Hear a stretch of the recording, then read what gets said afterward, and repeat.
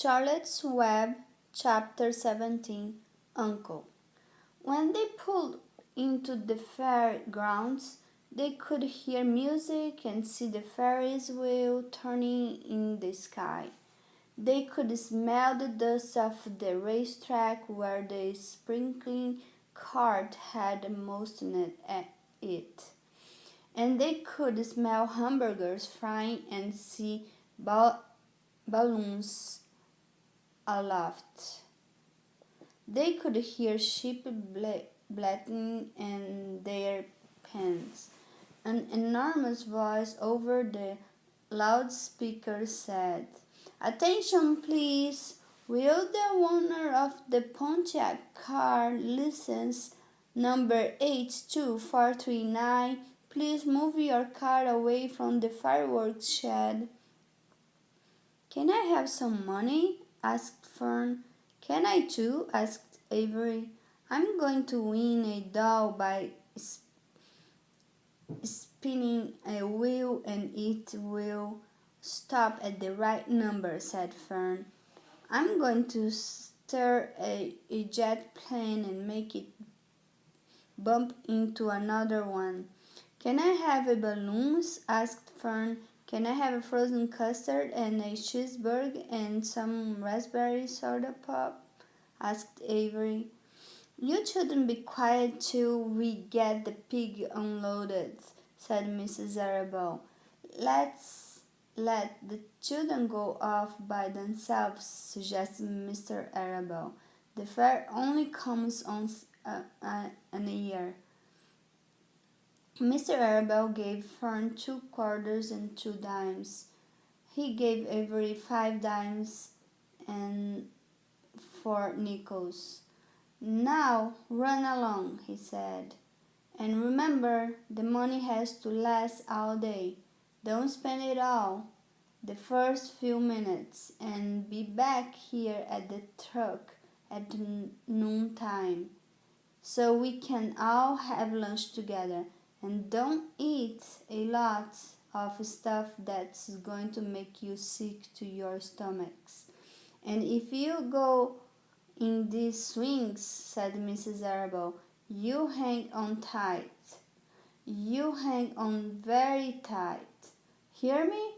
And don't get lost," said Mrs. Zuckerman. "And don't get dirty. Don't get overheated," said their mother. "Watch out for pickpockets," cautioned their father. "And don't cross the racetrack when the horses are coming," cried Mrs. Zuckerman.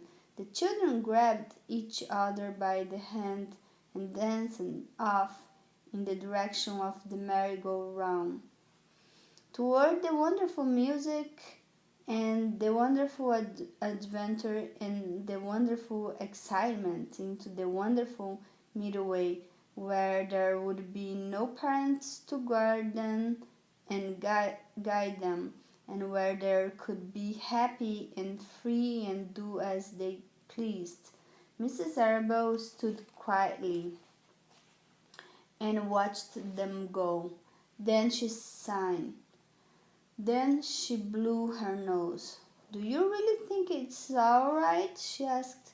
"Well, they've got to grow up sometime," said Mr. Arabelle, "and a fair is a good place to start, I guess." While Wilbur was being unloaded and taken out of his crate and into his new pig pen, crowds gathered to watch. They stared at the sign, "Zuckerman's Famous Pig." Wilbur stared back and tried to look extra good. He was pleased with his new home. The pen was grassy, and it was shaded from the sun by a shed roof. Charlotte, watching her chance, scrambled out of the crate and climbed a post to the underside of the roof. Nobody noticed her. Templeton, not wishing to come out in broad daylight, stayed quietly under the straw at the bottom of the crate.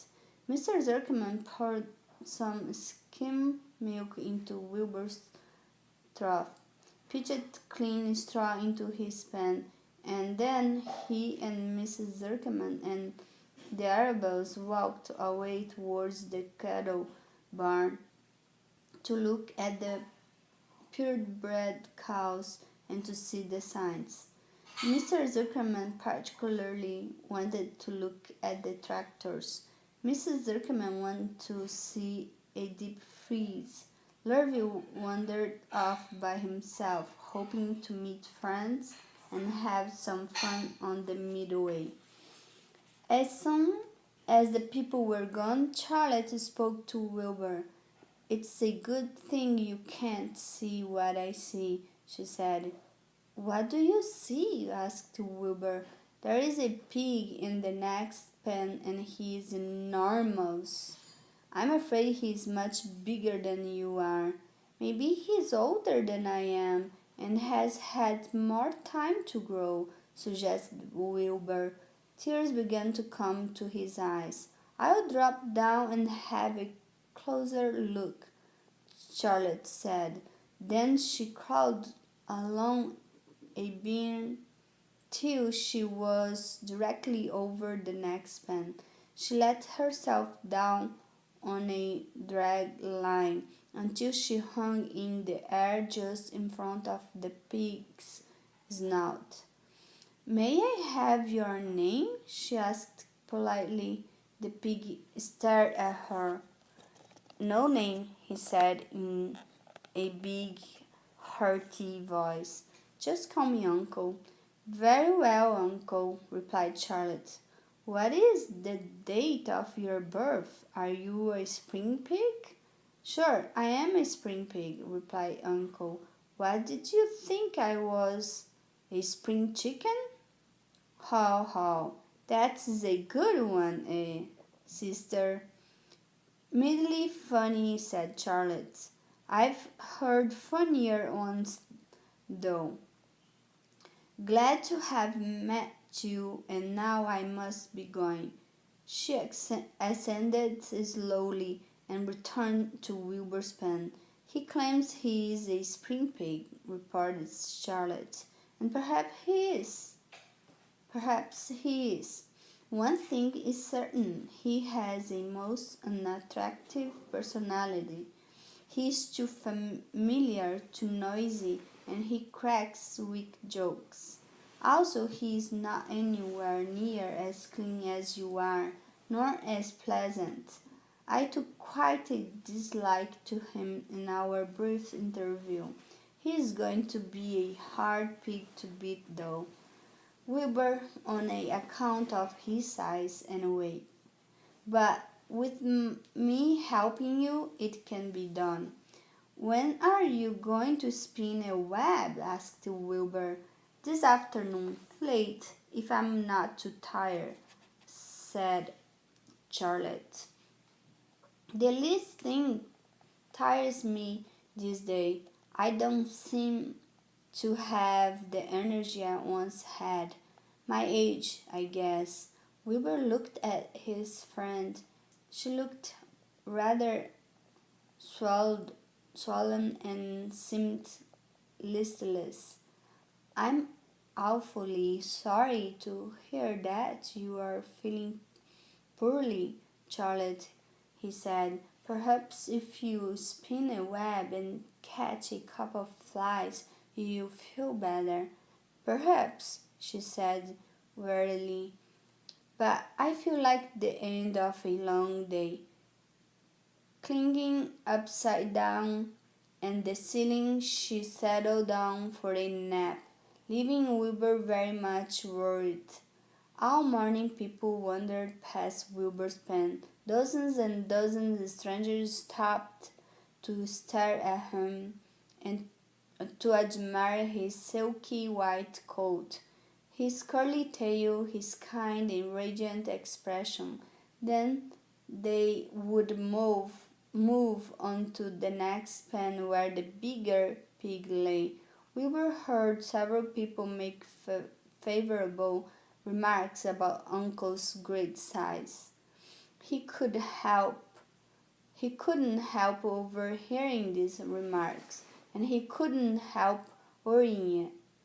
And now, with Charlotte not feeling well, he thought, oh dear.